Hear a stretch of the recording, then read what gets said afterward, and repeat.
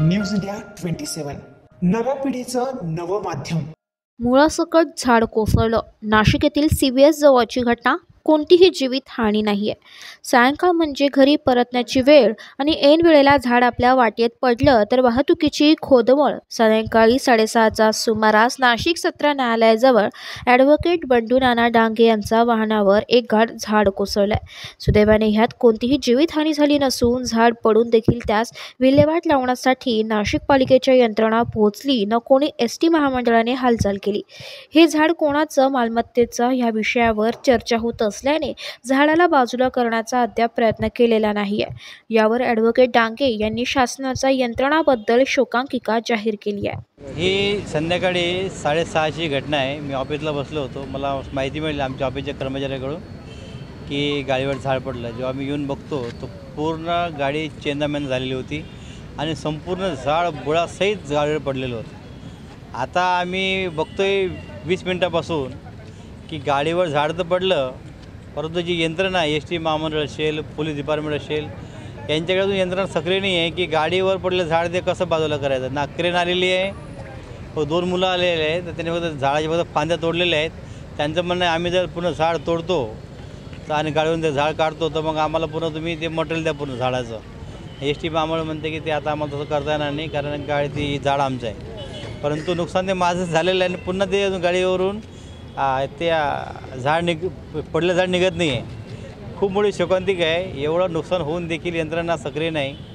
असं जर नुकसान होत असलं तर ते चुकीचं आहे असं मला वाटतं। चुकून तेव्हा मी बसलो असतो तेव्हा मग अशी स्थिती असती तर आज एकामेकाची कोणाला पडलेली नाही मला वाटतं। फक्त जे आता नुकसान झालं तो सहन करतो, बाकी फक्त बघायची भूमिका घेतात, हे अत्यंत वाईट आहे।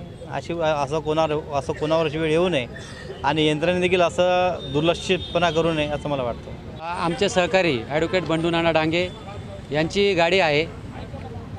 6:40ला घटना घडलेली आहे। 6:40पासनं ते झाड काढण्यासाठी आता महामंडळ असेल, महानगरपालिका असेल आणि अग्निशामक विभाग असेल यांच्यामध्ये आता वाद चालू आहे का हे झाड कापल्यानंतर ते कोणी न्यायचं। त्याच्यासाठी महामंडळ म्हणते ते झाड आम्हाला पाहिजे। ठेकेदार आहे, ठेकेदार म्हणतात आमच्या ठेक्यामध्ये ते झाड आमच्याकडे आहे, परंतु सुदैवानं त्या गाडीमध्ये कोणी नव्हतं। जर अशा पद्धतीनं शहराच्या मध्यवर्ती ठिकाणी एखादं झाड पडल्यानंतर 1-1 तास ते झाडाची विल्हेवाट लागत नसेल किंवा त्या झाडाला बाजूला केलं जात नसेल तर ही शोकांतिका आहे। मला या माध्यमातून सगळ्यांना सांगायचं आहे, अशी घटना घडल्यानंतर इथली महानगरपालिका असेल, अग्निशमन विभाग असेल किंवा ज्याच्या एरियातलं ते झाड असेल ह्या लोकांनी थोडंसं उदात्त भावना ठेवून काम केलं पाहिजे। अशा पद्धतीने निष्काळजीपणा करणार असाल तर मला वाटतं आम्हाला इथं खरं राजकीय पक्षाचं नाव घ्यायचं नाही, परंतु आम आदमी पार्टीच्या वतीनं ते माजी शहराध्यक्ष आहे आम आदमी पार्टीचे, म्हणजे एखाद्या पक्षाच्या माजी शहराध्यक्षाच्या बाबतीत असा हलगर्जीपणा घडत असेल तर सामान्य माणसाला मला वाटतं खूप वाईट वागणूक इथं मिळत असेल। मी पुन्हा पोलीस प्रशासन आहे, महानगरपालिका आहे, अग्निशमन विभाग आहे आणि राज्य परिवहन महामंडळ आहे यांना विनंती करतो का असा कुठलाही पवित्र आम्हाला घ्यायला लावू नका। लवकरात लवकर प्रत्येकाने आपलं कर्तव्य निभवा आणि याच्यानंतर जेव्हा अशी घटना घडेल तेव्हा सगळ्यांनी तत्परतेने काम केलं पाहिजे। एवढंच मी विनंती आज करतो आणि थांबतो।